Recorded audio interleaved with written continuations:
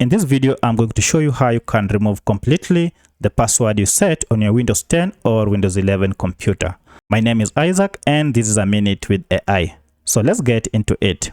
Now the first thing you need to do is to go to Start menu and click on it. Then from here look for Settings, and this will open up Settings option. Then look for the option called Accounts. Click on it to open. Now from here look for the option called Sign In Options and click on it. Now here you'll see quite a number of sign up options that you have on your computer. Now from the list, go ahead and select or choose the one that is set on your computer. For my case, the one that is set on my computer that I want to remove is a password. So go ahead and click on it. Now to remove your password, you'll have an option here called Change. So click on it. Then you have to enter your current password. And from here, click on Next. Now we shall have an option here to enter a new password.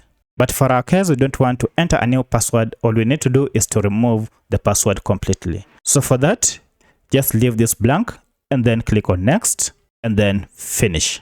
And as you can see, the settings has changed from Change here to Add.